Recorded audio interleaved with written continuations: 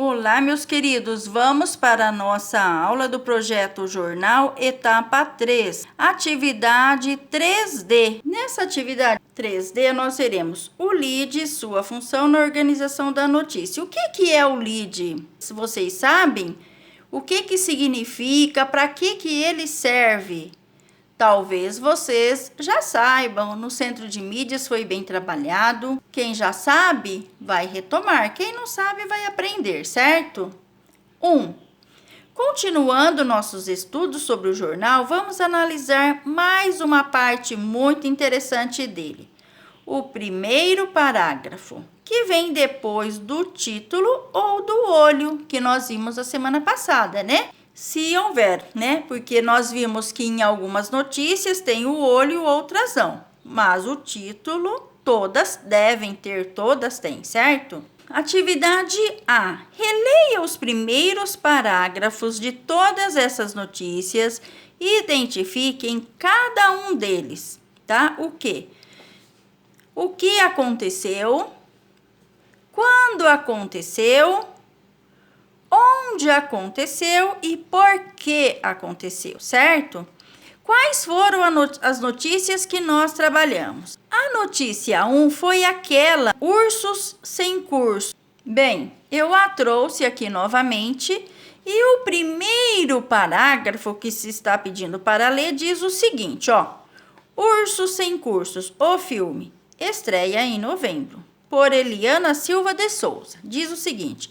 Marque aí na sua agendinha, seja no papel ou digital. Está valendo. Está marcado para o dia 6 de novembro, às 18 horas, a estreia de Ursos Sem Curso, o filme, no Cartoon Network. Criada e dirigida por Daniel Chong e produzida pelo Cartoon Network Studios, a animação traz os ursos panda, pardo e polar vivendo uma grande aventura. Aliás, será a hora de conhecer de verdade esses amigos, pois o filme vai contar como tudo começou. Então, este é o primeiro parágrafo. Aí pergunta assim, o que aconteceu? O que a Pro leu? Foi o lançamento do filme, né? Quando aconteceu? Lembra que falou que dia 6 de novembro, que era para marcar na agenda? Onde? No canal Cartoon Network. Por quê? O que esse filme está mostrando? O que essa notícia? Porque traz os 3 ursos numa nova aventura. Ou seja, esses ursos já são conhecidos de outros filmes que foram trazidos agora para essa nova animação, certo? A notícia 2. Animais de estimação. O título é tão grande que a Pro teve que abreviar para colocar aí. Que é este aqui. 53% das casas brasileiras têm ao menos um animal de estimação, aponta a pesquisa. E aqui diz assim, ó, olha o primeiro parágrafo, a Pro vai ler. No Brasil, mais da metade das residências tem ao menos um bicho de estimação, gato, cão ou outros. Segundo pesquisa divulgada em 17 de setembro pela Comissão de Animais de Companhia do Sindicato Nacional da Indústria de Produtos para a Saúde Animal, SIDAM. O levantamento mostra que 53% dos lares têm cães ou gatos, 1% das casas têm outros bichos e 46% não possuem animais de estimação. O que nós vimos aqui? O que aconteceu nessa notícia? Fala de uma pesquisa que revela que 53% dos brasileiros têm pets. A Pro colocou aqui essa sigla, essa abreviação. Quando aconteceu a revelação dessa pesquisa? Em 17 de setembro. Onde aconteceu? No SIDAM, Sindicato Nacional da Indústria e da Saúde Animal. Por que aconteceu? Por que esse sindicato da saúde animal pediu para fazer essa pesquisa? Porque a indústria de produtos animais tivesse mais informações de que animais os brasileiros têm, quantos são, né? Porque assim eles vão fabricar mais produtos, certo? Tá escrito isso lá no primeiro parágrafo? Não, mas só pelo sindicato que pediu a gente chega a essa conclusão. Terceira notícia. Qual foi? Foi aquela da eleição nos Estados Unidos. Essa daqui.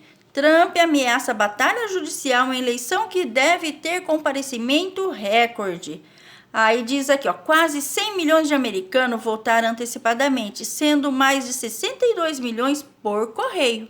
É a notícia da Mariana Dias, que lá de Washington. Então, o primeiro parágrafo, ela diz assim, ó, os Estados Unidos chegam nesta terça-feira, 3, no fim de uma campanha eleitoral sem precedentes, sobre a expectativa de novos contornos históricos.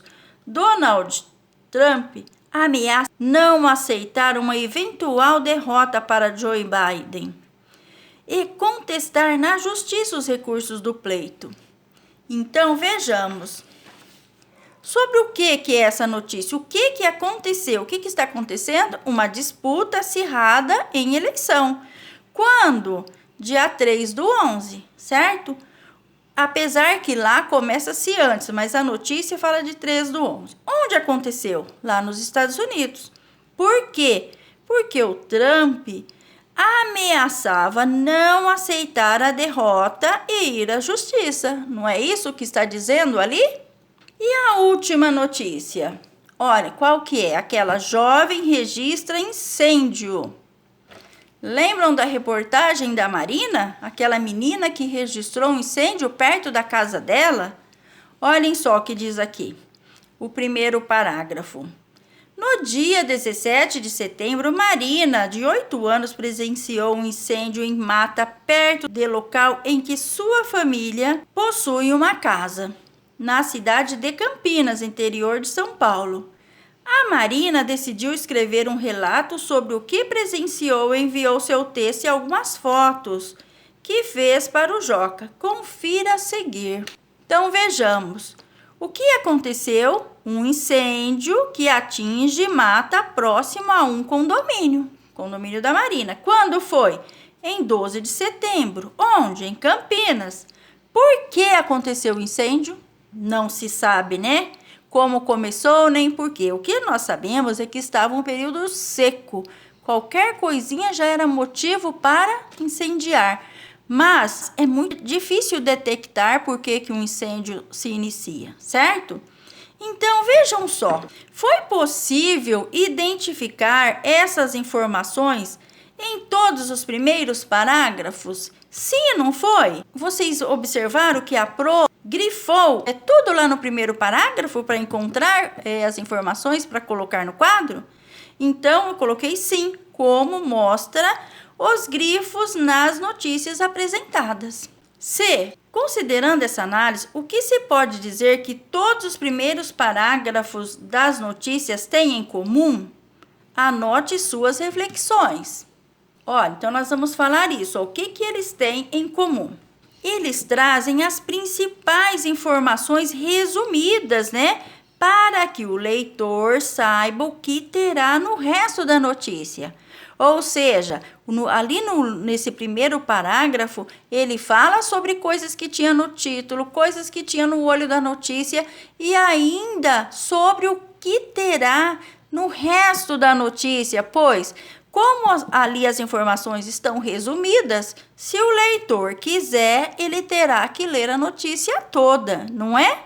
E ele deixa o leitor tão curioso, ele conquista o leitor, ele seduz o leitor, que o leitor acaba lendo a notícia toda para conseguir ter maiores informações.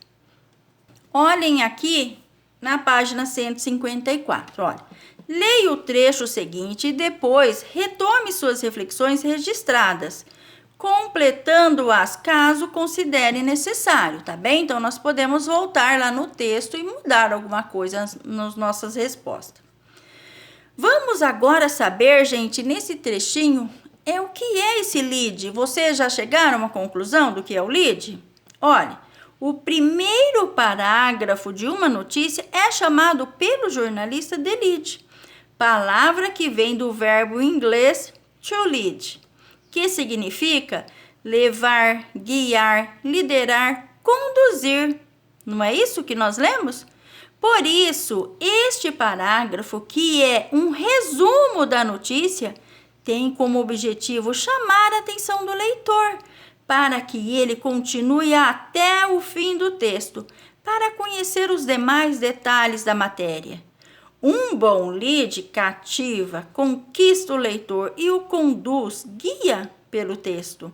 Há quem chame também o primeiro parágrafo de abertura simplesmente de abre, certo? Esse texto foi adaptado do conteúdo editorial de 2014 do IMESP. Então, é isso mesmo. O lead é aquele que conquista, que cativa o leitor e faz com que ele leia o texto inteiro. Certo?